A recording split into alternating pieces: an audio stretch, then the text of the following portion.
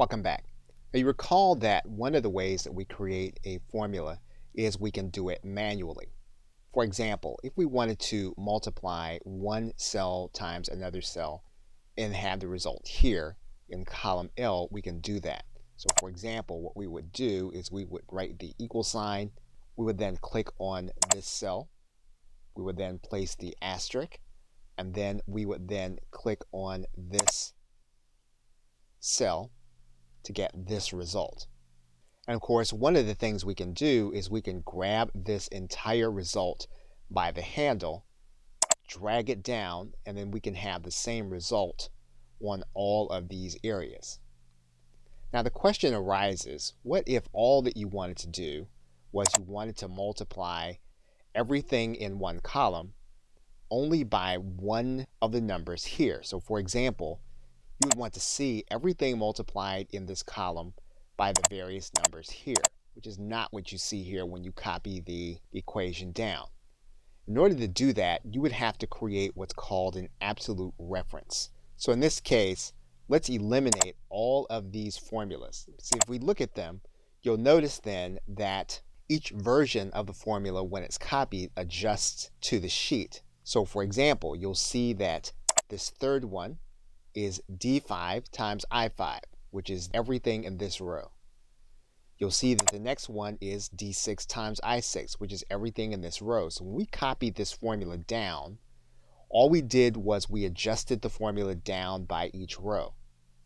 Again, now the question would be, what if all we wanted to do was to take this one number and multiply it by everything that's here, but we still wanted to have the ease of being able to copy that formula down?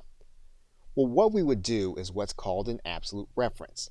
So in this case, what we're going to do is we're going to change the absolute reference to this column I3, and that means then that this cell will stay constant in your calculation.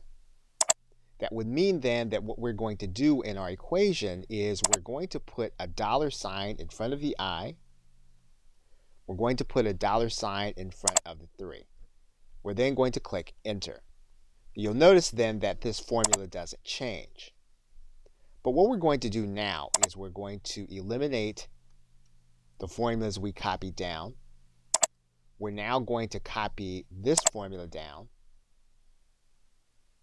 And what you're going to see is you're going to see that you have a case where everything in one column is multiplied by one value in one cell. And we can also make sure is that the I in the formula is constant, but we can have the 3 to be relative. So in other words, we can make sure that we stay in this column, but the 3 will be relevant to where it falls on the page. And so in order to do that, we're going to leave the $ in front of the I, and we're going to then leave the 3 as relevant.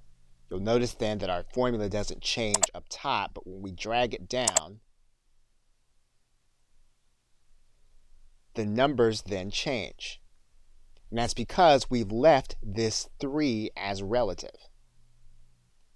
So again, this gives you added flexibility in your formula creation. So to scroll through the different possibilities, what you're going to want to do is to highlight your cell, put your cursor into the address bar, and then you can hit the F4 key. And the F4 key will help you to scroll through the different options you have in creating an absolute reference.